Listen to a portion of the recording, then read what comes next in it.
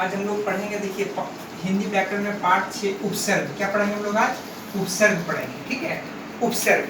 अब देखिए उपसर्ग, उपसर्ग क्या होता है? देखिए उपसर्ग शब्द उप और सर्ग दो शब्दों के मेल से बना। उपसर्ग क्या होता है? दो शब्दों के मेल से बना, उप और सर्ग, ठीक है।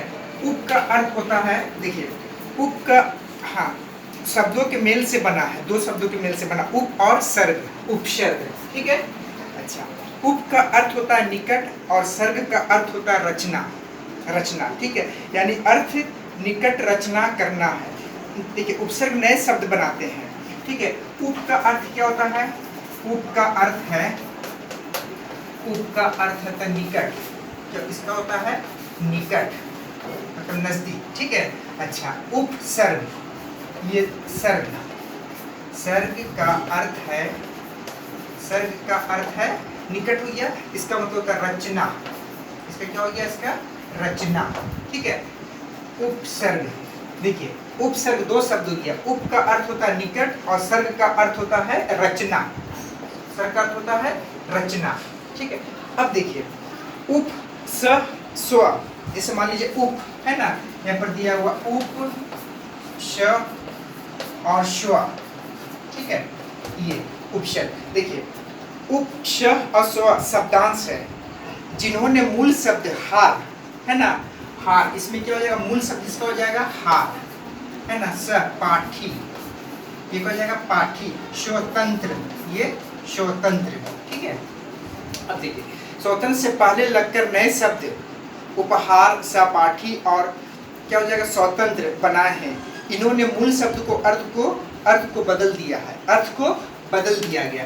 अब देखिए जैसे इसमें क्या होता है? ये हो जाएगा शब्दांश, ये क्या हो जाएगा? शब्दांश, और ये हो जाएगा मूल शब्द, ये क्या हो जाएगा? इसका मूल शब्द होता है, पहले लग जाता है। जैसे क्या हो जाएगा? उपहार, क्या हो जाएगा? उपहार, ये क्या हो जाएगा? सहपाठी, क्या हो जाएगा? सहपाठी, सहपाठी।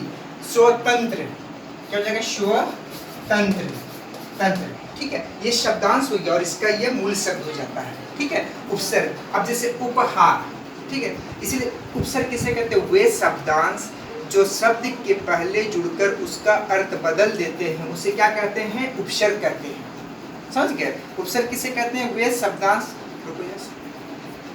वे शब्दांश जो शब्द से पहले लगकर उसका अर्थ बदल देते हैं, उसे क्या कहते हैं? उसे उपसर्ग। अब देखिए उपसर्ग किसे कहते हैं? उपसर्ग, है ना। वे शब्दांश, वे शब्दांश जो शब्द से पहले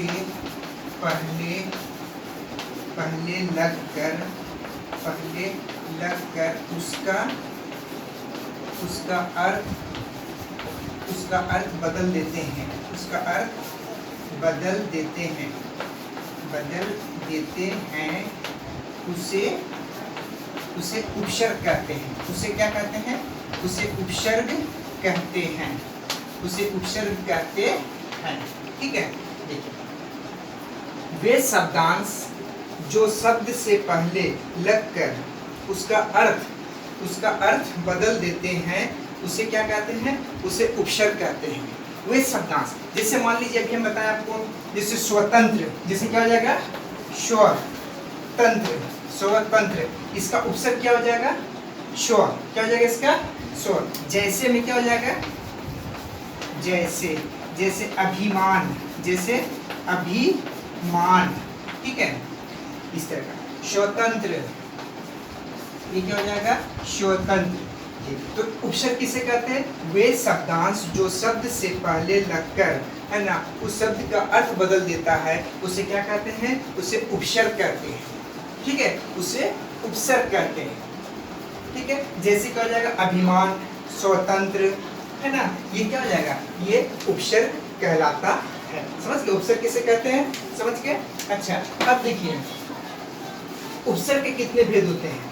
समझ गए ना? वे शब्दांश जो शब्द से पहले लगकर उसका अर्थ बदल देते हैं, उसे क्या कहते हैं?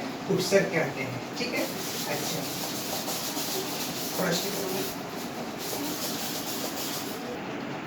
अब देखिए तो समझ गए ना उपसर्ग किससे? वे शब्दांश। अच्छा, अब देखिए क्या है उपसर्ग? उपसर्ग के तीन भेद होते हैं। उपसर्ग के 3 भेद होते हैं, है ना, के 3 भेद होते हैं, 3 भेद होते हैं।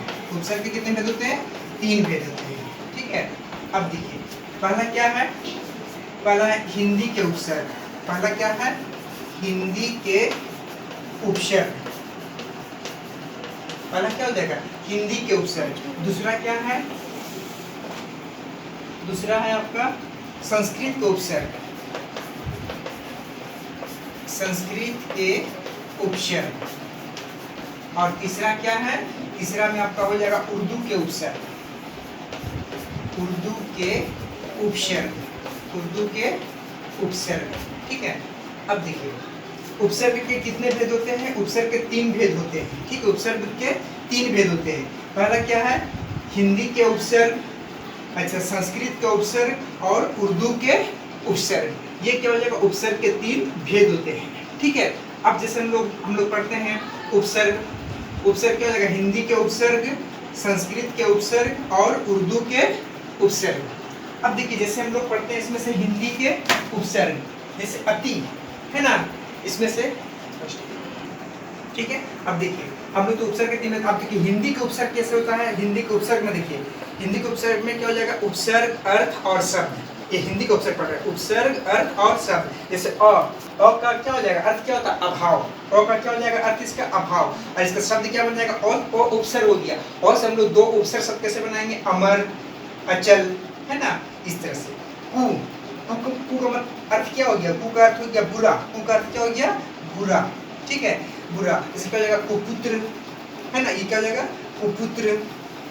अच्छा जैसे कुकर्म, है ना, इससे क्या होता है? इसका अर्थ बन जाता है, इसका शब्द बन जाता है। जैसे सु, सु मतलब अच्छा, इसका अर्थ क्या हो जाएगा? सु का अच्छा, क्या हो जाएगा? सुफल, सुपुत्र, है ना, अच्छा पुत्र, ये होता है। ये क्या हो जाएगा? हिंदी के उपसर्ग हो गया, ठीक है। जैसे हिंदी के याद रखिए। अब जैसे मान लीजिए इसमें से जैसे सु, अब सु से क्या हो जाएगा? इसमें से हम अगर 2 उपसर्ग बना देते हैं तो कैसे बनाएगा? सुफल, सुपुत्र, है ना। जैसे अ से क्या हो जाएगा? अ का अर्थ क्या हो जाएगा? अभाव। अ से क्या हो जाएगा? अभाव। इसका शब्द क्या बन जाएगा? अमर, अचल, है ना। इसी तरह से ये बनता है। और जैसे मान लीजिए अभी, अभी क्या हो जाएगा? अभिमान, अभिव्यक्त, है ना। इस तरह से हम लोग बनाते हैं उपसर्ग। अब जैसे मान लीजिए इसमें अमर, इसमें